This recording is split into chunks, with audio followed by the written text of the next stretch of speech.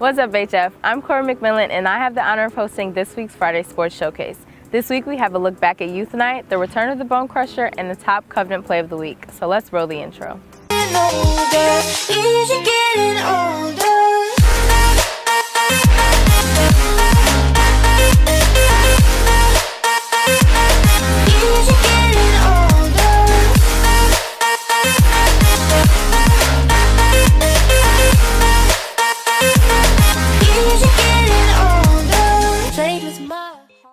Before we can get to all the fun stuff, let's take a look at who's celebrating a birthday today. Happy birthday to you. Happy birthday to you. Happy birthday to you, dear. Happy birthday to you. Some people regard him as the best ginger at HF. Well, Jack Hurley also had the best play of the week in a soccer game against Bradley. Ben Hamer has the rundown on what happened.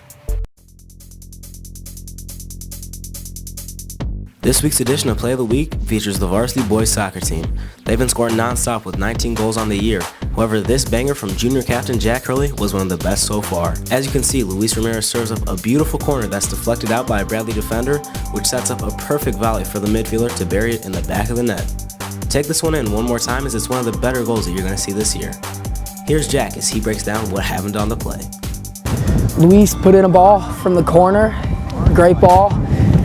Got headed out and I was right at the top of the box and I went for the shot and I made it. An incredible goal by Jack Hurley is this week's Play of the Week. Make sure to tune in next week to see more highlights.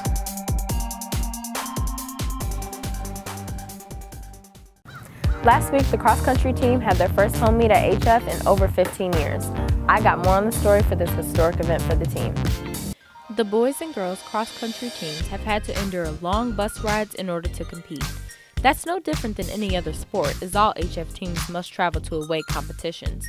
However, these runners have had to get on a bus and travel to every single cross-country meet for the past 19 years, which is the last time HF has hosted a cross-country meet. I like having the home meet because we know the course and we're not running around trying to figure it out at the last minute. Due to the meet being at HF, adjustments had to be made to the campus. The grass had to be cut and the ground had to be marked so the runners knew where to go. The HF runners had a little bit of an advantage. They know the landscape and the turns and hills that'll come up. The course was actually really good. I didn't think it was going to be as good as it was, but it was actually really good. Good run. The meet was a success, and already there's talk about potential future meets at HF. Yeah, we're already talking about it. So far, we've gotten really great feedback on the course from the other teams, and we're maybe looking forward to pushing this into an invite one year. So soon, hopefully. In addition to the great results with running on campus, both cross-country teams are having excellent seasons and major accomplishments. Their captains are looking forward to a great season. The season's, it's been going pretty well. Like I said, we have a lot of young runners, so obviously we're not going to be great right away, but we definitely have the talent there to go pretty deep into the season, and I'm excited for it. Teams are off to a great start. Hopefully they continue on with their path of success, even though the remaining meets will be on the road. It all starts tomorrow when both the boys and girls travel to the Peoria Invite. For VTV, I'm Cora McMillan. At the football game last week, there were a lot of activities going on. There was the VTV Game Day Live, Youth Night, and of course the game. We were there to capture all the sights and sounds. Last Friday, the VBC made history as they put on the very first Game Day Live show here at HF. This event is usually held at the college level, but all the VTV staff members came together and put on an amazing 50-minute show featuring interviews, segments, and game analysis. The set was constructed on the football field, allowing a large crowd to gather behind the desk and be a part of the experience. Kenneth Powell, one of the announcers for the show, thought the game day experience went great. So game day went pretty good. I mean, I was hosting, and from like the table, everything looked like it was going great. The interviews came in really fast, and it was just going real smoothly. I was really pleased with the way it went overall. Just as a collective, like everything was moving well. Overall, the Game Day Live event went as expected. With all the amazing support from the fans, the VBC was able to pull off an amazing event that we hopefully get a chance to do next year. For VTV, I am Jakima Kimbrough. Some of you may think that certain sports at HF are easier than others. Well, we had one of HF's fastest runners go to an average practice of field hockey, and here's what happened. The field hockey team was in for a rude awakening as they had an unexpected visitor join their practice yesterday. Senior Shun Adega believes that he's good at everything, so he put his claims to the test on the field. I feel like I'm pretty good at most of the sports I play, so field hockey should be easy money. To make him feel like an actual member of the team, he was given a field hockey skirt and the hockey stick. Then the coach gave him some simple instructions on how to properly grip the stick.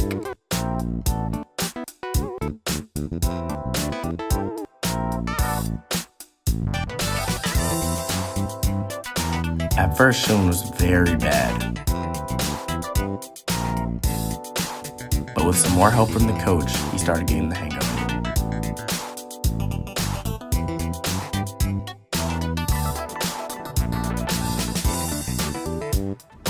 He was finally able to put his talents to the test and face the coach to try to score a goal. After some time, he was able to get past the coach, but sadly he missed the goal.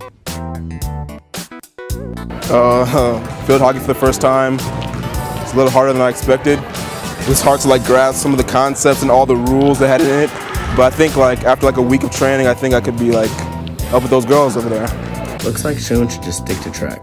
From VTV, this is Jalen Robb. The Bone Crusher is back again, and after another win for the Vikings, he's got a lot to be excited about this season and giving out his 5th award. Who is it? Let's find out.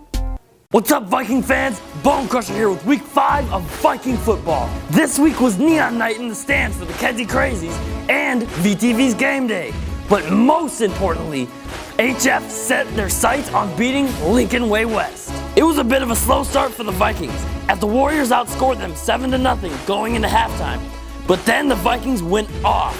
They scored 28 points in the second half to secure the 28-14 win against Lincoln Way West. A huge part of this win was a big scoop and score by number 1, Winston Russell, who picked up a fumble and ran it all the way back for 6. The defense played great, but the bone-crushing play of the game came from the offense. The Vikings were in the red zone, and Cameron Wright put a monster truck on the tackler, putting him right on his back. It felt good, you know what I'm saying? Did what I did, do what I do. Y'all know who next, let's go. Congrats on the award, Cameron, and great win, Vikings. This week will be one of the biggest matches of the year for the Vikings, as it's a top 5 face-off. Fans, we need your support in the stands for the biggest game of the year for the Vikings so far. This week, Vikings Griffins. Stay cool, Vikings.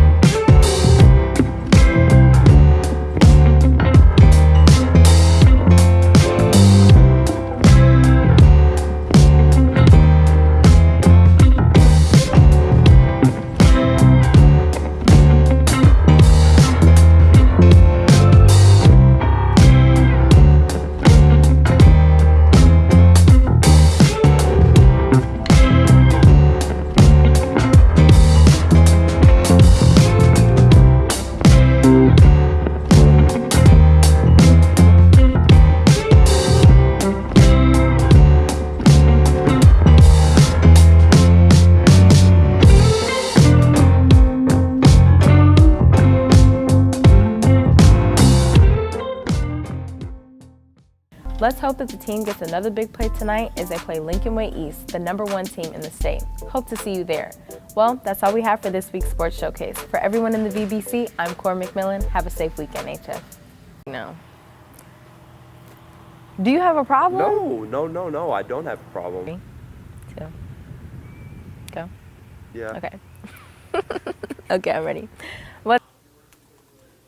I don't know. Then the hallway decision it is, because you can't think. Okay. No, let me think. That's boring. It's the hall. The sock. Oh, dang. Idiot.